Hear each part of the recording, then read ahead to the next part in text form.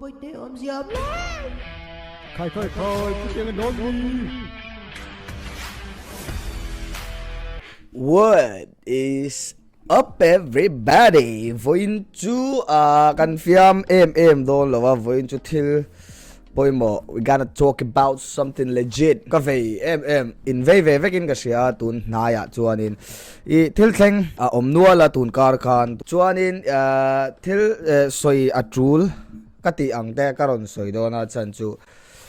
midangin soi antum lova tumanan soi don lova chuwangin keiman karon soi dona ka ngai dante in pom lo ni chuan min soi selula inti lo dan po ni big lova engpo chu ni se mizorama thil mak tak mai thlenga naupang kum som pali okay kum som pali 14 kati dikem ka selova kum som pali o chumi angvel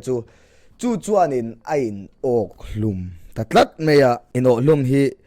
thil rap thak takania hei hi han chui chian chuanin post te kan ena hey da tiang poi this society is so messed up, education system hi enge, mental health te hi apoi mo lo mo, depression te chu avwak dam thei, stress te chu inti mu thil mai ni real ru hi avahan kal thui tak yes taboo kan langa in ka sia I naupang ina depression na nei te mental health nge achat lo te disorder sim an nei te kan langai taboo lu tu khi apoya kan normalize anga hela heta only fans kan nui line an lo normalize ka soi chunga tha chiang ru only fan normalize hlan khan kan nui puya okay normalize lan chon helama naupang te tleirol changthar ho unreal ru ha an stress an depressed mental disorder an neya what not chon chung te chu kepo sad lom no bro ka depress kan ti khuma tin nu le pa ni se bible chair ru the day ani lo ni nu le pa zong po ka ti chuang lo hemia poimo chu family chung kwa hi thil poimo lu tu kan ron chor chuana ni ani nge I enge ni ka soi thiam lo thil in share te ka unau pa hian ka unau nu hian enge ti tum enge mental health enge ril ruhana te ne yam kanu hi ka pa hi ti chutiang chuan in en cheu turani hei hi tun hi in zirnan mangila athangotin karinga achan chu I kachana kada kumsom pali kani in khatiang kha lo englo ta tun nuwa hianin mitam takin tuna kan kumanga po hian depression and face disorder tam takan neya anxiety te thil chi sang ma se an shiani how to deal with it engtin nge depression kha entirnan thil kan tia in engani inti busy hianin buai renga kanom hi chuanin depression hi tlemin azia thinta kan buai chung te khan khang te kha kan sia thil dang kan sia chiar tur kan ne ti tur kan ne chian kom tur kan ne ya kan du duin kan om thei ni ma se kum som palli no pangtan chuanin enge tiang anei chun chu anu le pa u le naw ani me ya achian te bula ka depressed ti ka ati don ati mei thei ma se achian te nge an lo nuyang chu zong chu ni tin ashelova enge engtia han bei tur nge ni enge ti tur nge ni ti ashedon lo re reng ka khongai tak zeta ma se suicide hi in olum in tha sim hi hey ayan na sign kan soi chu angai apoisia hi thil poi thui thei zia hi chung kwa tan thian te tan mel thia te tan hei hi kan soyangai kan ti tabu lu tu ki apoi tin post pakhat le kha chuanin hei hi mathematics a faila azir tir tu ten an kowan hawa chuan in chunga anu le pa khan an hau bel cha bok ani ome chu lekha lo da a keima thiam lo ani ti in anu le pa mithi in kal chung in alo in oklum no pang ho vak emo pressure pack vak hi chu dik lo sin le ka khongai lutuk tuna nu le pa po hemia hian tu nge dem tur hi ke chuanin chu ani ti ka ti mak theilo wa chan chu nu le pan nia an how tur ani ma se fa te hi eng ang din huna nge an om ti hi i chian phot hi a tha in ka sia sikula teacher te chuan an hau nge yang ma se hau chin to kama eng tin ngen hawa nge an ti chu kan shelova ke nin chu wang chuan in he hi inzirnan ba kan inzirnan na man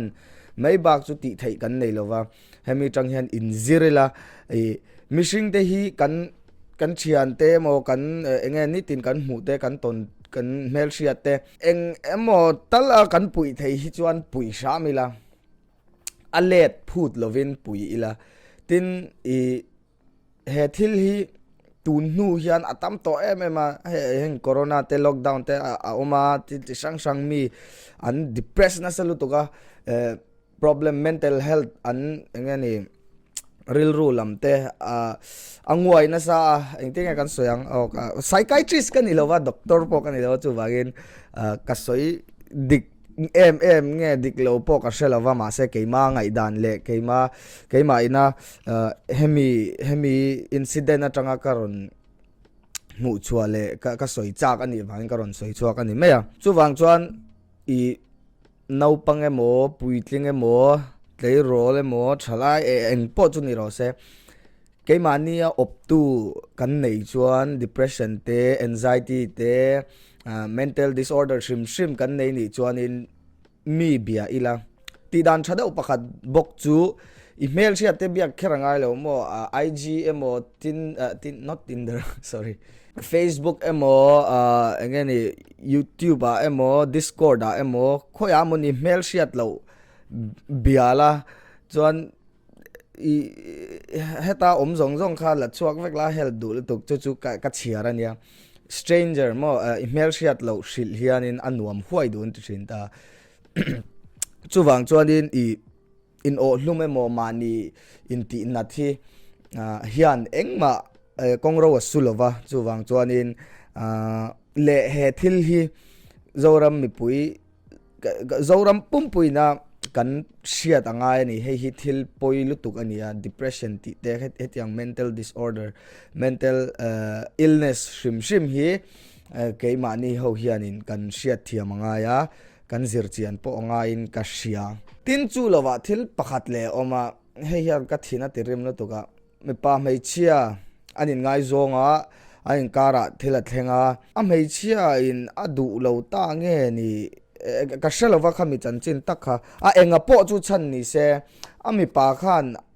anin kar thil private lutuk kha internet a alo pho chua saka chu thil chu lo lutuk le thil mi ang lo ina ati tur anita chuwang chuan chu pa chu mi ang lo nge ani mi ang lo ani chuanin ka shelova mi pa ngai takani chuanin dan anga ma lakpui nge se ti ka soidu hetiang mishing hi tin chumi atanga inzir le tur chu meichia te u film khuru in meichia india mi pa ai chuan mol phawa ol samzo ka enga mo chena chuanin athen chuan meichia nia ti racist mintile mei thini eng po chu ni se in film tu te po he kan film khuranga ya share ngai lo ma hila bible te chiarula ti khang langila acha dam deuin lo om teu news ngai nom deu ka ngai thachak thil nge limom viral limom te kan react cha kan ni kan channel a yan mo chuwang chuanin come on guys, let's help each other and chuanin gp amin donate du chuan 6969696969 pots mutui